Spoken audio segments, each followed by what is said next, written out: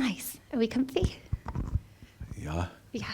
Well, that was so interesting. It was so great to watch your presentations. Thank you so much. I took so many notes. I have so many questions. Maybe we'll start by, is it okay? Yes.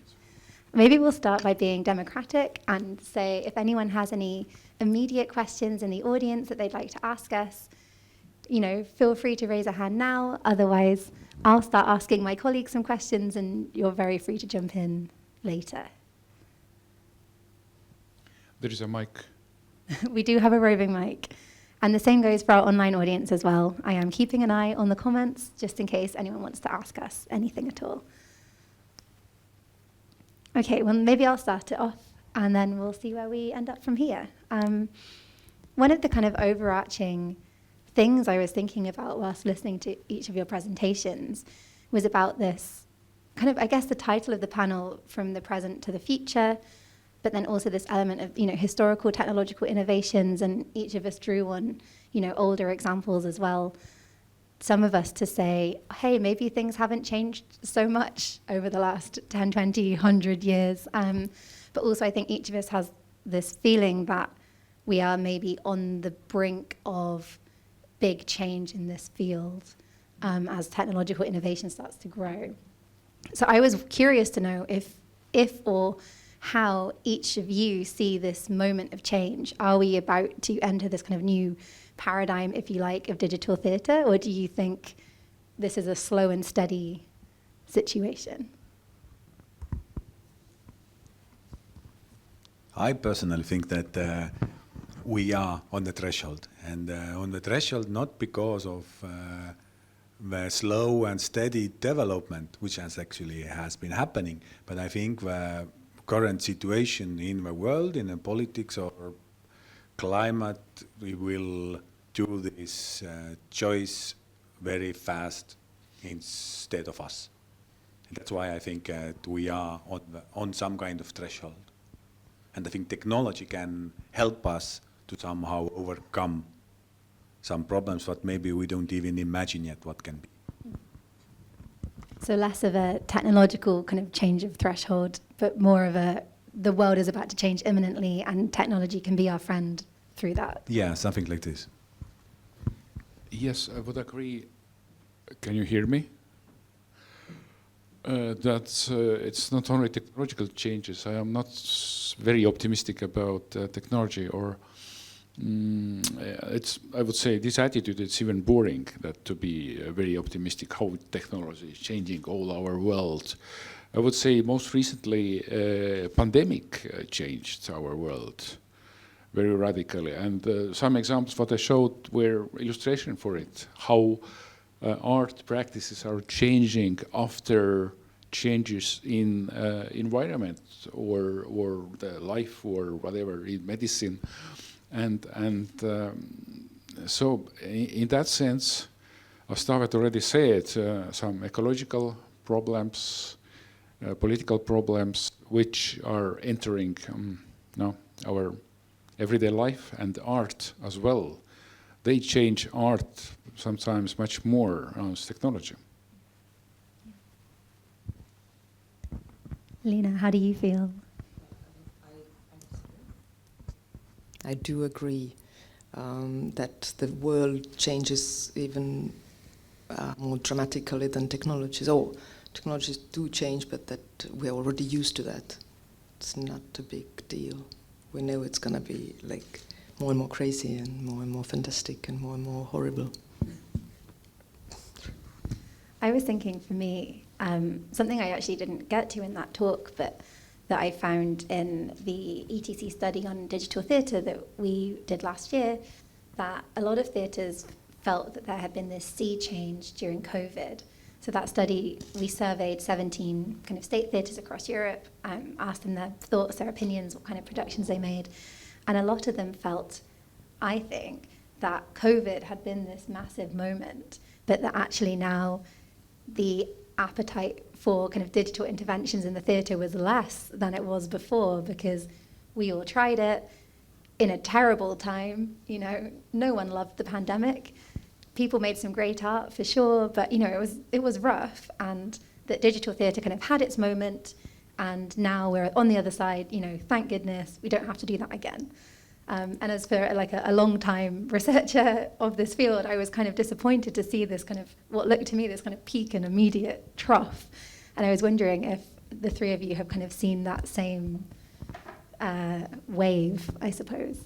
Yeah, it was a sad moment to realize it. Yeah, but at the same time, for me personally, because I'm busy with it, I didn't let my attitude or my feelings influence my optimism.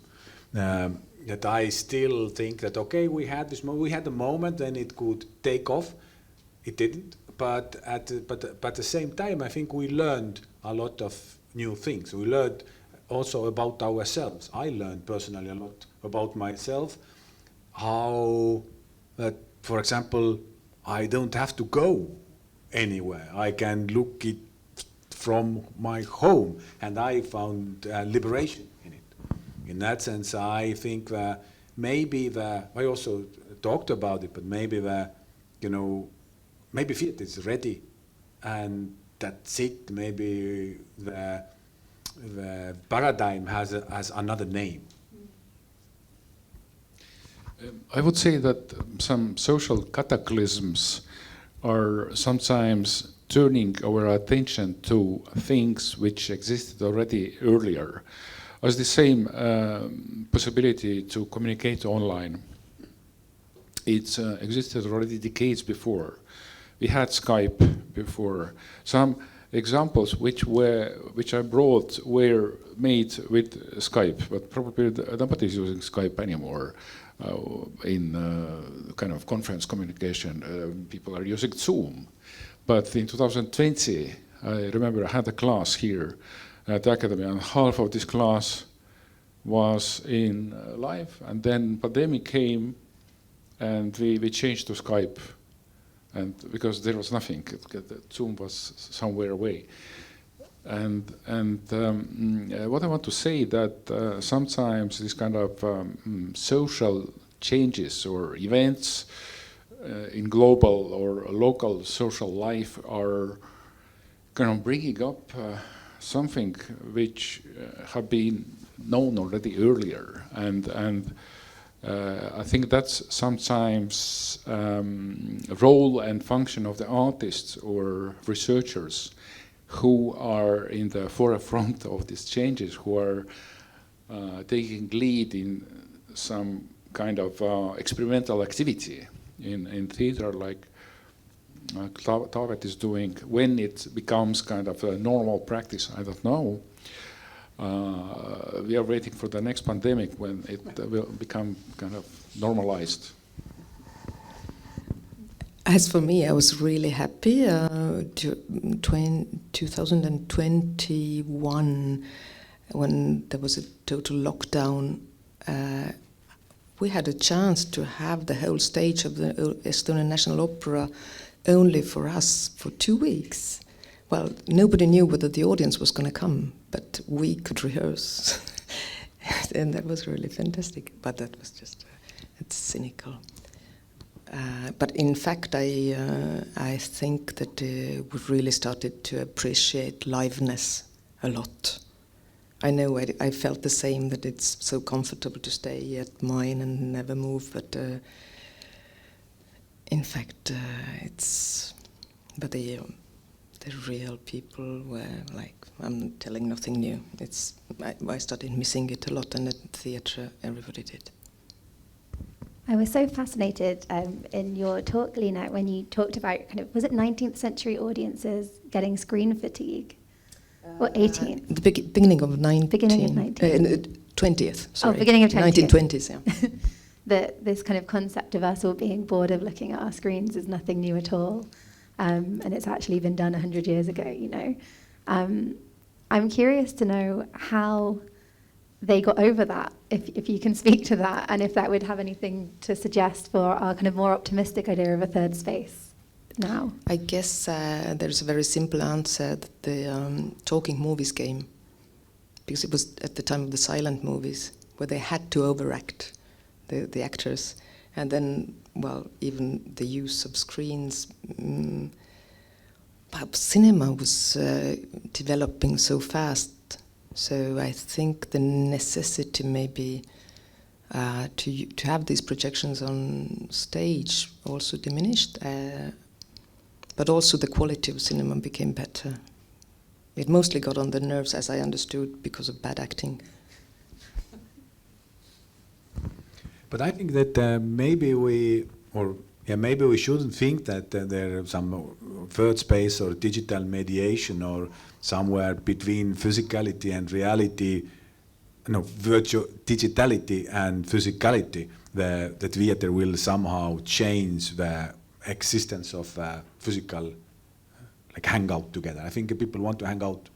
Some people.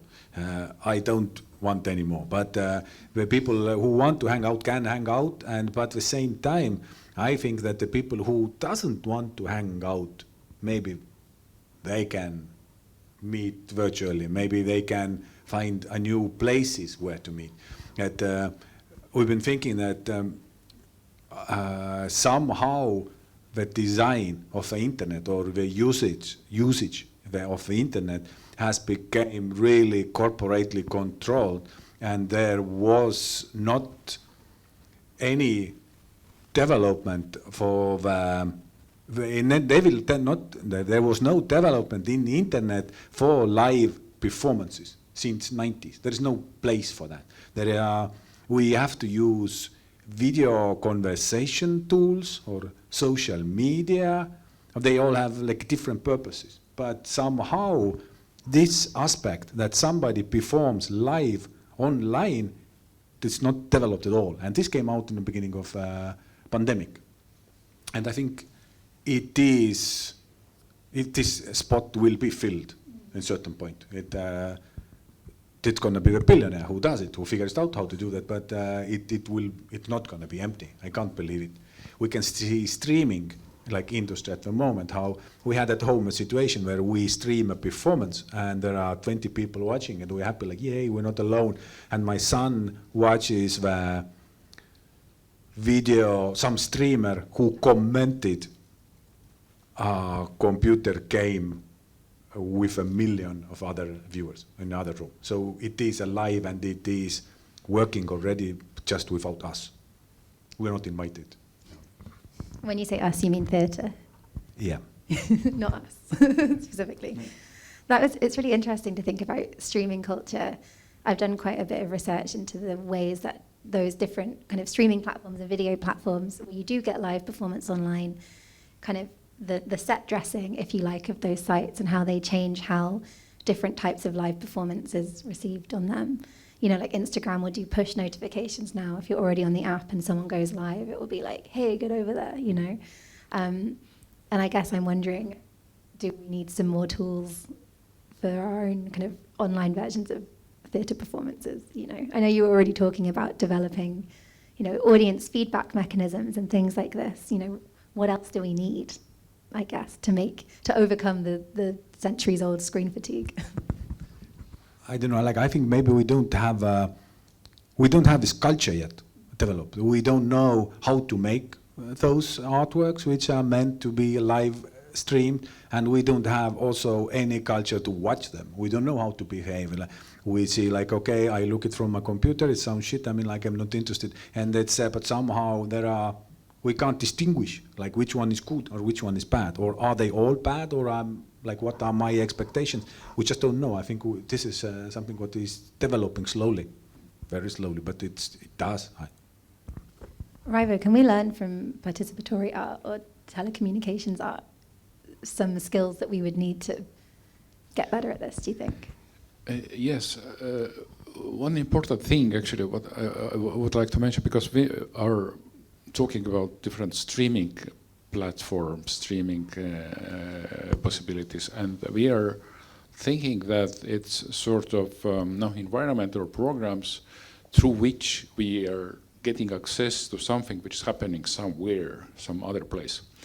But I think history of telecommunication art have taught us that these telecommunication tools are not transmission tools, but they are creation tools. You can use them as a creation tools to create kind of communication kind of events, or and here is the question: can we discuss about those events as aesthetic objects in the same way as we are discussing performances on stage? Because they are happening between different locations, and their place of existence is defined by time. They are ephemerical. They are dying after performance, like a theater performance is finished after that, or next performance will be different. So I think the main question is that we should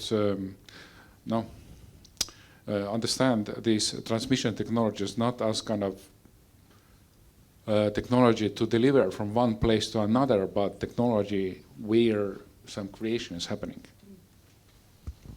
Just before I ask you all another question, I just want to double check if there's anyone in the audience that would like to offer a suggestion or an idea or ask us something.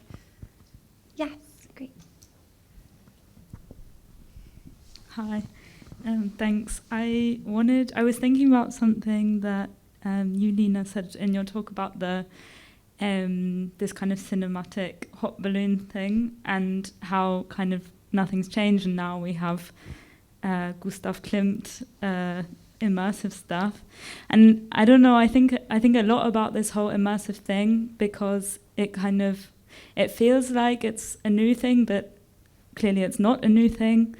But I find it very hard to think about this immersive stuff in an interesting way, because I don't know, for example, I've been to some like immersive theatre, like Punch Drunk and stuff, and it's like, it's immersive as long as you follow their rules in a way, but if you like go through the wrong door or whatever, it's kind of like this, you have to like convince yourself or like fake yourself to like be in this space for a couple of hours where you forget who you are and you forget where you are and you forget your problems and stuff.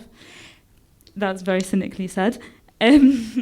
And I guess the thing that I like about theatre a lot of the time, like the Phantasmagoria shows, is that it only works, or like the hologram thing that you showed, is that it only works when you're like standing or sitting in a specific place, and it's kind of like alluding to the illusion, and like that's the beauty of it as well. Anyway, I am just wondering what you guys think about immersive stuff, and now that technology is progressing, and I think it's kind of going along with that, is there interesting ways to think about it, or is it just a space where we forget our worries and forget who we are for a couple of hours?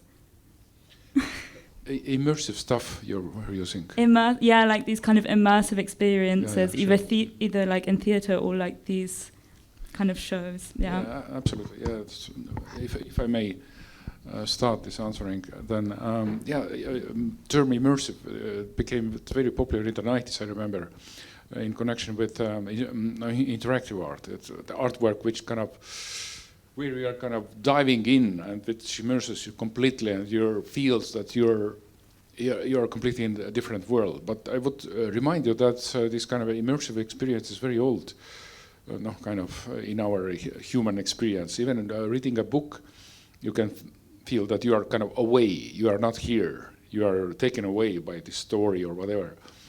So in that sense, I think, and most extreme experiences I myself have had, naturally this using virtual reality helmets or gloves or this kind of external devices where you really are kind of put into different environment, and when you are coming out from there, then you understand that you were somewhere else. And certainly, but as there is a very old saying that theater is the first virtual reality, and theater allows you also to experience that you are taken away somewhere or immersed in some other world. It's already probably very old story. Yeah, sorry. I just wanted to say, maybe you have had the same kind of an experience, but I have seen a totally immersive theatre show. It was a Hamlet with no projections at all, no goggles. It was just played out in a very big space with several rooms, and just the narration line kind of got lost, but it didn't really matter because it was such a well-known play. And it was really fun. You just happened to see Ophelia dying at one point somewhere, and then it really depended on where you went. But as for goggles and the technology, I'm afraid I'm a maniac for really collective arts, because I never really appreciated the experience myself. But I love looking at people wearing goggles and like trying to just guess what the hell are they seeing? Where are they? Yeah. I'm getting slowly enthusiastic about this mixed reality, and to see how we could use technology to add some. It's not, I don't know, it's not tangible, it's not the right word, but how could we add another layer for this reality? And with, especially I'm interested in mixed reality, like how I see this reality, and with my classes I can have some additional parts. For me it becomes a bit like shamanistic thing, and I think this is also something what mankind has been eating all kind of stuff and doing it from beginning, but this is like with technological goggles we can do it maybe some bit more, I don't know, healthy way. I would like, I don't know, is it healthy? No one knows yet, but Explain some healthy mushrooms. In terms of ways to think about these kinds of experiences, I've done some research into the kind of, not to also sound cynical, but the kind of easily reproducible versions of these shows that, so I live in Edinburgh, where we have the Edinburgh Fringe every summer, which is a kind of capitalist nightmare for theatre, and also a beautiful utopia, depending on how you look at it. But it's highly pressured in terms of the need to make money or just to survive or break even.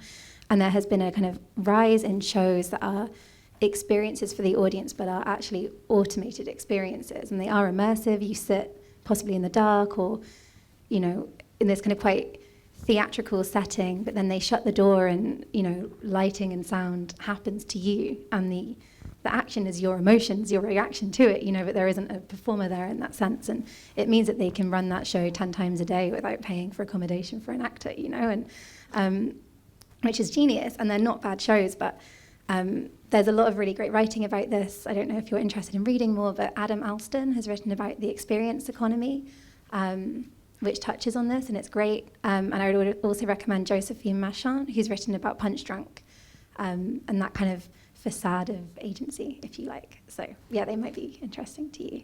But I saw we had another hand over here. Is that right? Yeah. Thank you, first of all, for this really interesting discussion.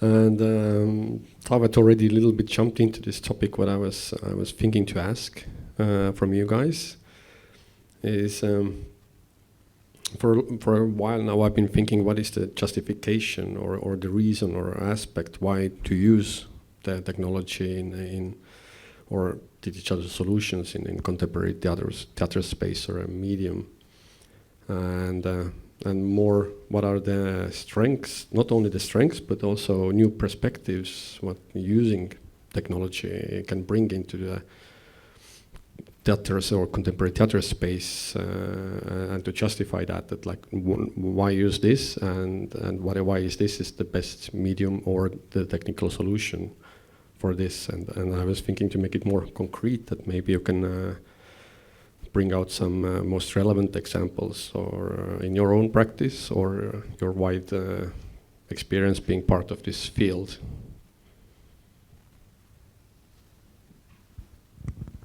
That feels like one for you, Taavet, no pressure. Sorry, I didn't.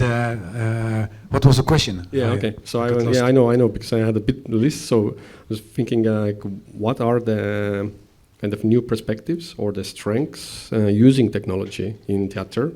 What is not, like, why not use any other medium? So, for example, if the story is maybe better told or a narrative by a book or a movie, but in our case here, it's a theater, we're using technology.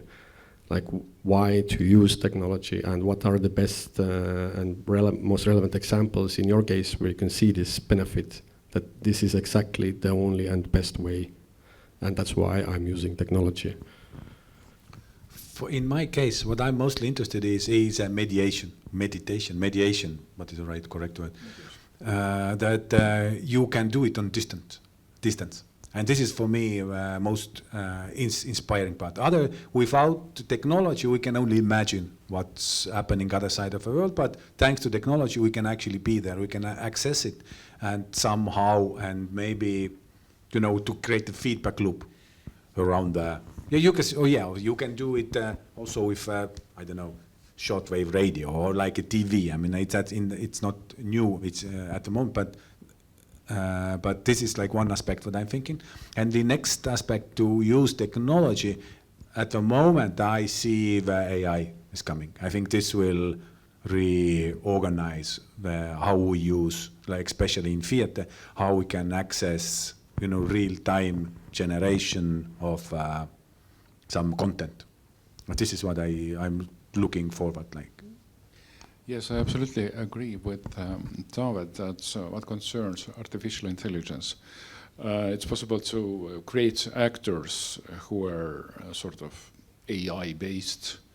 You don't know what's going to happen with this kind of actor or projections or whatever. But what's interesting actually, what this kind of telecommunication technology gives to stage are first of all, naturally, to overcome the distance.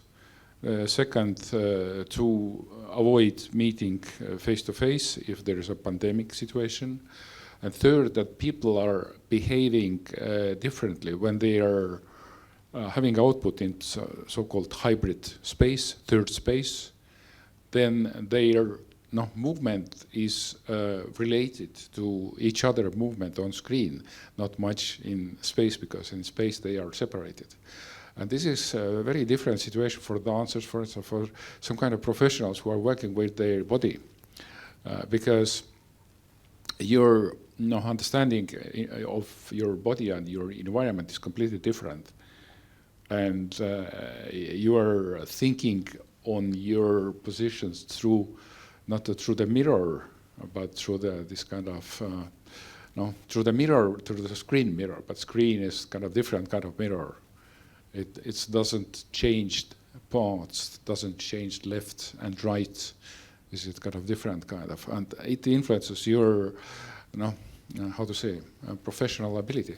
Maybe I'm not the right person to comment because it's sort of kind of dancers topic. Maybe they understand it quite differently, but the problems of proprioception are coming in here, and I think it's basically your ability to guide your body from inside your body, that your understanding position of your body without looking where your body parts are, and so you're becoming much more sensitive of your body behavior, and maybe it could be very practical in training as well.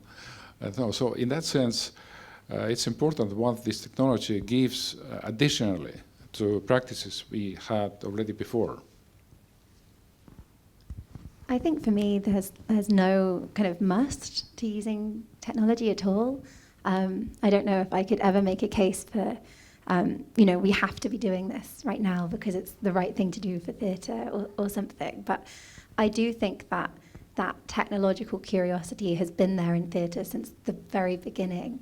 Like the cranes invented to lift people up high in ancient Greek theatre, I feel like there's always been that urge to put on a bigger and better show, so to speak, that Liina touched on so perfectly. And I don't know if there's a must to use any of our new kind of toys and availabilities that we have, but I think it's natural that artists try to be curious with them, I suppose.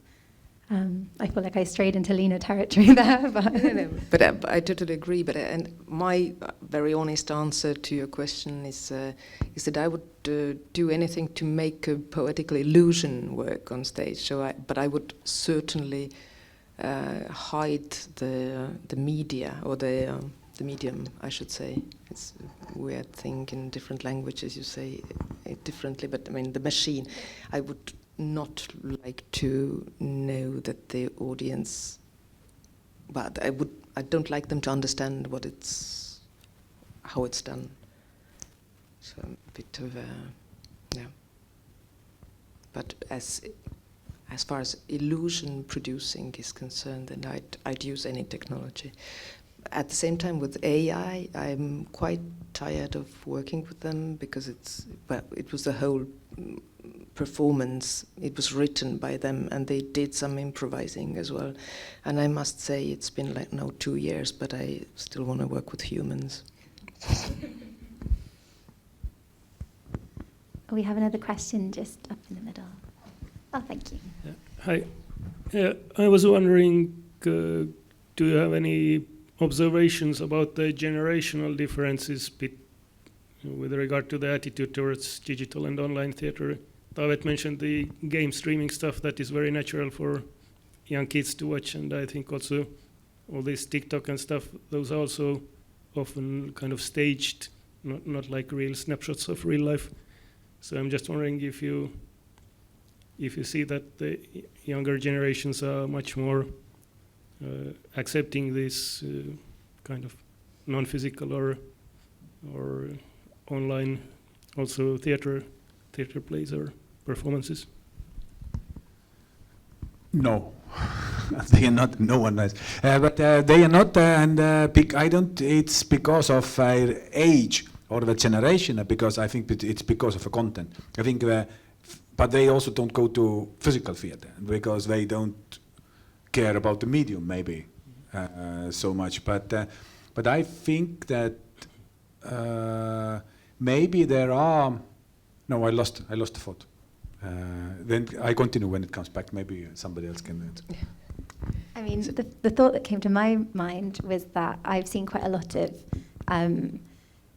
not necessarily screen-based, but bringing theatre into kind of old people's homes, and for people that aren't able to access those spaces anymore, I think there is quite a lot of initiatives occurring to bring in older generations who aren't able to attend anymore. I've seen quite a lot of research in that field, which kind of counteracts that generational divide. But then I suppose you could say the fact that we need to find new forms for them suggests that they aren't naturally finding it themselves, I suppose. Have you got your thought back? I think I got it back.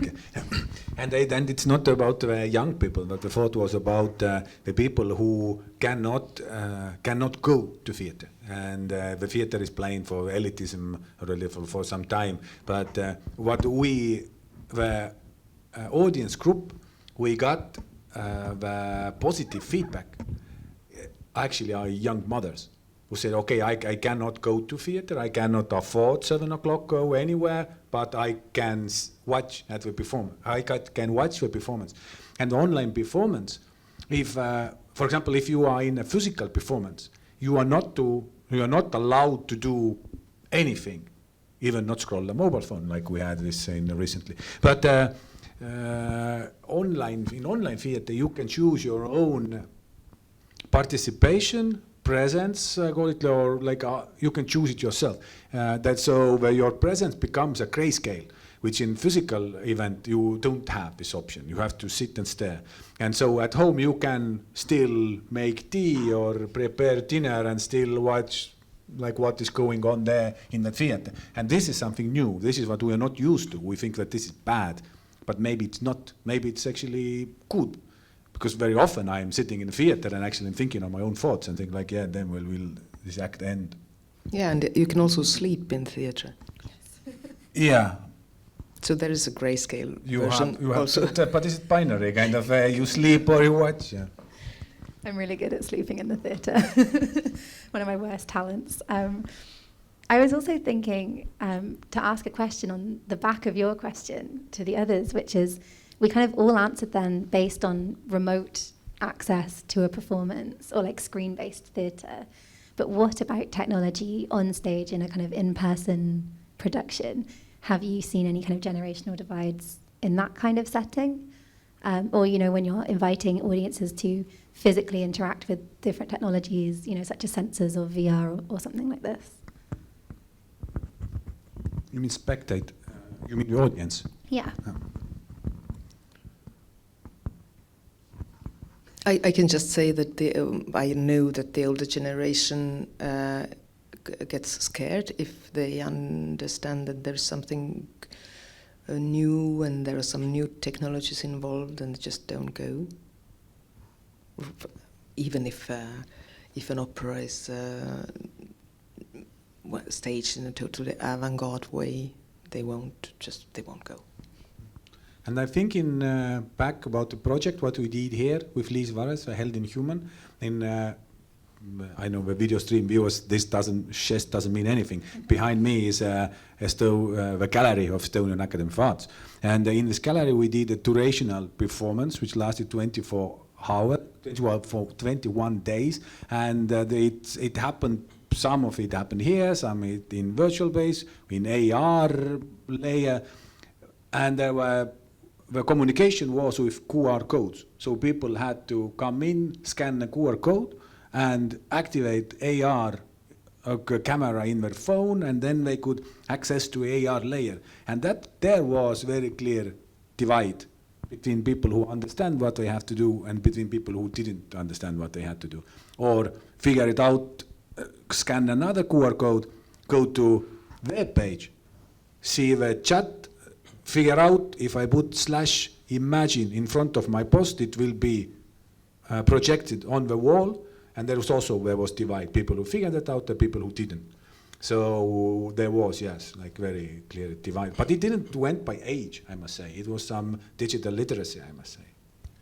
Yeah, concerning that digital literacy, there are performances which are meant exactly for audience who are using mobile phones. Normally, mobile phones should be put away during the performances, but performances are made the opposite way, that you should use your mobile, you are participating, you are seeing something which is happening on stage because you are using your phone and this kind of stuff.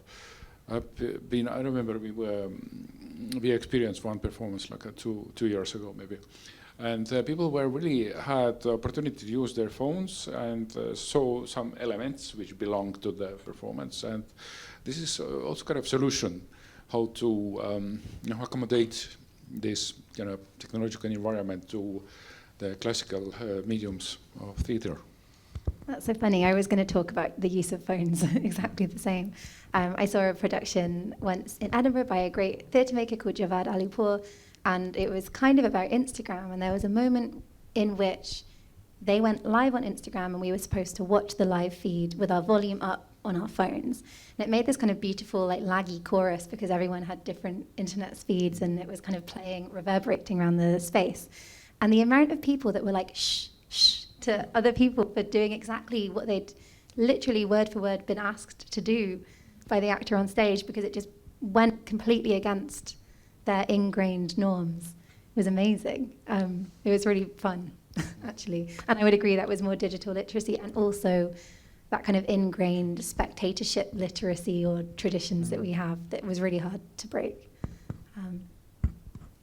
Does anyone else have any more questions for us? I actually have a follow-up question, but also I just wanted to mention the phone side.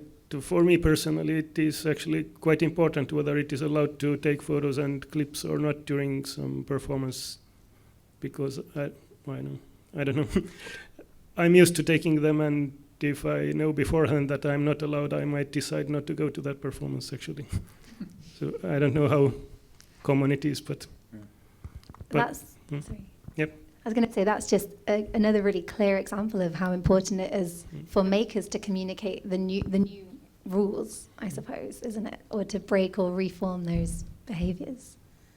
I'm aware that we're kind of up to time. Does anyone have any final words, thoughts, ideas they'd like to share?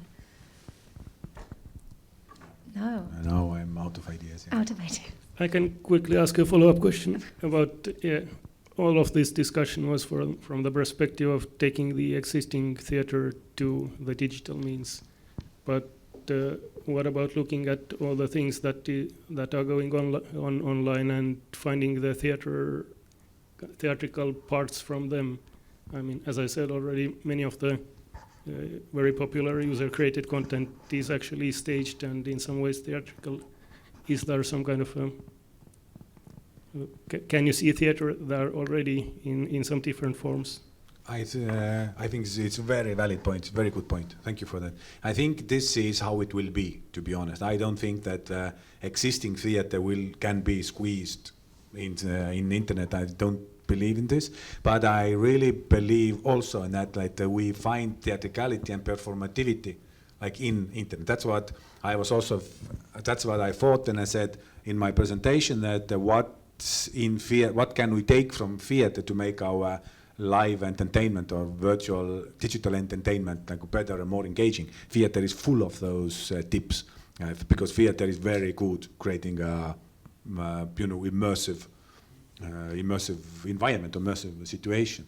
And I was also thinking that maybe the final application won't be art at all. Like after our research, maybe this final application where we can use this digital performativity is actually education technology. Maybe we learn how to make proper Zoom lectures thanks to digital theater, and they will not going to be performances, and our lectures will be small performances. Maybe it will, or I don't know what else. Maybe it's another field, another domain. I'm sure these physical forms of theater or visual art or whatever, they will stay like forever, maybe. But the phenomenon what we can follow actually in connection with new technologies, sort of kind of when new technology comes, then it's some sort of kind of peak of interest. And then this peak of interest is kind of going down, and sort of kind of normalization era of time starts. We can recall, for instance, the use of video screens or video projections in theater probably in the 90s most actively here in Estonia as well. Now, where they are now, it's sort of kind of very normal technology, and it's used when there is a point, not because of kind of to make performance much more sexier. I think that was a really neat kind of full circle back to that difference between like novelty and shock value and the magic and poetry that Liina was talking about. And maybe we are in that kind of basin in between just now. Well, thank you so much for everybody for coming and your wonderful questions and for watching online. And I'm going to do a big clap for my fellow panelists. Yes? Yeah? Thank you. Thank you.